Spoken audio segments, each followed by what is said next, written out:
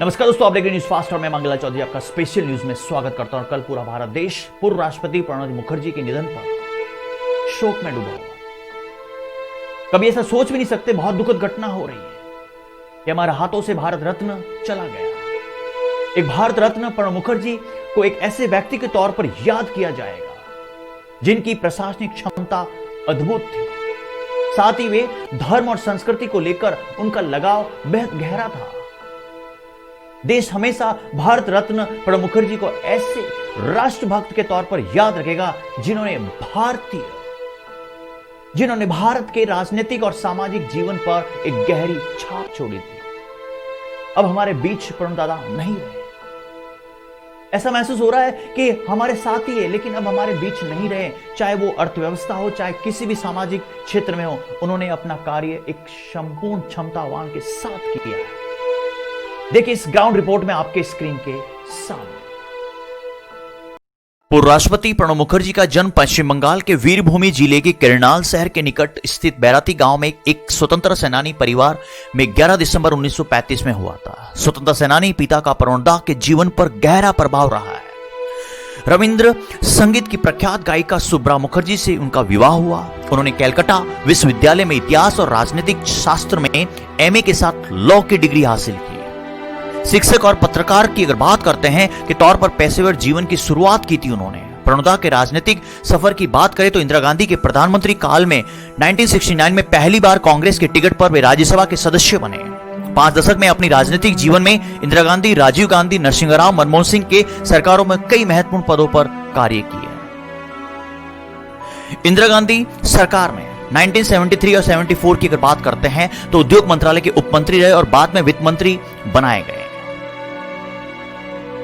वर्ष 1982 में इंदिरा गांधी सरकार में देश के वित्त मंत्री बनाए गए।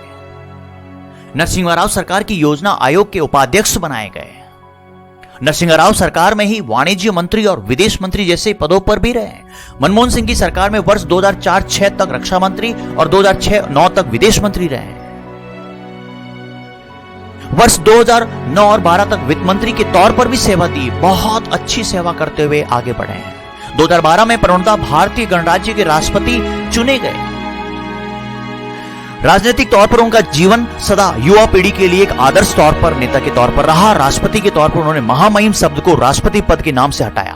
प्रणब को कई अहम सम्मानों से भी नवाजा गया। वर्ष 2019 में देश की सेवा के एवज सम्मान नागरिक सम्मान में भी भारत रत्न से सम्मानित किया। वर्ष 2008 में पद्म विभूषण से सम्मानित किया। वर्ष 1997 में श्रेष्ठ सांसद सम्मान किया और 2011 में भारत के श्रेष्ठ प्रशासक के रूप में सम्मानित हुए। उनके तौर पर राजनीतिक जीवन पर एक दौर ऐसा भी आया जहां कांग्रेस की पार्टी उनकी उपेक्षा की गई। राजीव गांधी के कार्यकाल प्रणब राजनीतिक जीवन का कठिनतम दौर था। कैबिनेट मंत्री का पद भी छीन लिया गया। प्रदेश कांग्रेस कमेटी का काम देखने के लिए पश्चिम बंगाल भेज दिए गए। पार्टी और सरकार के उपेक्षा से नाराज प्रणब को कांग्रेस से नाता तोड़ना पड़ा और फाइनली राष्ट्रीय समाजवादी पार्टी के नाम पर उन्होंने अलग पार्टी बनाई। हालांकि कुछ समय के बाद फिर से कांग्रेस पार्टी में वापस आ गए। पूर्व राष्ट्रपति प्रणब का बेहतरीन प्रशासक और राजनीतिक तौर पर उन्हें याद भी किया जाएगा।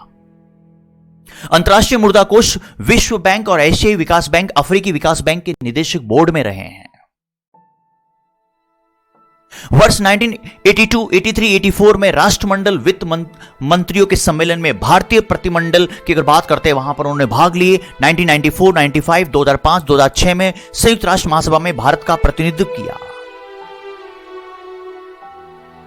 ऑकलैंड में आयोजित 1995 में राष्ट्रमंडल देशों के प्रमुख में सम्मेलन किया, भारत का भी प्रतिनिधित्व किया। ऑकलैंड की अगर बात करते हैं 1995 में गुट निरपेक्षो देश के विदेश मंत्रियों के सम्मेलन में भी भारत का प्रतिनिधित्व किया। वर्ष 1995 में बार्डुंग में आयोजित एफ्रो एशियाई कॉन्फ्रेंस में भी भारत का रिप्रेजेंटेटिव किया। वहां पर 70 के दशक में क्षेत्रीय ग्रामीण बैंकों के गठन की अग्रणी भूमिका रही है। भारत रत्न प्रणब मुखर्जी के ऐसे व्यक्तित्व के तौर पर याद किया जाएगा जिनकी प्रशासनिक क्षमता एक अद्भुत थी। वित्त मंत्री के तौर पर मनमोहन सिंह को बनाया गया रिजर्व बैंक का गवर्नर। यूपीए सरकार के संकट मोचक भी रह चुके हैं। यूपीए सरकार के दौरान प्रमुख नीतिगत फैसलों के सूत्रधार रहे प्रशासनिक सुधार, सूचना का अधिकार, रोजगार का अधिकार, खाद्य सुरक्षा और ऊर्जा सुरक्षा और कई पहल में वहां पर उन्होंने आगे अपनी नीतियां बनाने में सहयोग दिया है। यूपीए सरकार के 95 अधिकार प्राप्त मंत्रिमंडल समूह के अध्यक्ष भी रह चुके हैं। भारतीय अर्थव्यवस्था और राष्ट्र निर्माण पर कई पुस्तकों का लेखन भी लिखा है। भारत रत्न प्रणब मुखर्जी के ऐसे व्यक्ति के तौर पर याद किया जाएगा जिनकी प्रशासनिक क्षमता अद्भुत थी, साथ ही धर्म और संस्कृति को लेकर उनका लगाव बेहद गहरा था और देश में हमेशा भारत रत्न प्रणब मुखर्जी को ऐसे राष्ट्रभक्त के तौर पर याद रखेगा जिन्होंने भारत के राजनीतिक और सामाजिक जीवन पर गहरी छाप छोड़ी थी। ग्राउंड रिपोर्ट से मैं मांगीलाल चौधरी, पाली न्यूज फास्ट। पूर्व राष्ट्रपति दोस्तों, प्रणब दा वास्तविक में भारत के रियल में भारत के भारत रत्न है। उन्होंने हर क्षेत्रों में कार्य किया, गरीब हो चाहे मध्यम वर्ग हो या पिछड़ा वर्ग हो, उनकी सबकी आवाज उठाई। भारतीय रिजर्व बैंक के गवर्नर डॉक्टर मनमोहन सिंह को जब बनाया गया था, उनके पीछे बहुत बड़ा रोल था प्रणब दा का। हमारे देश की अर्थव्यवस्था लड़खड़ा रही थी और देश की अर्थव्यवस्था को सुधार में भी प्रणब दा का बहुत बड़ा रोल है। न्यूज फास्ट आप तक सही और सटीक खबर आप तक पहुंचाएगा। आप मेरे चैनल तक बने रहिएगा और मेरे यूट्यूब चैनल का नाम है न्यूज फास्ट पाली। उसको लाइक कीजिए, सब्सक्राइब कीजिए और कमेंट कीजिए और दोस्तों इस वीडियो को शेयर कीजिए।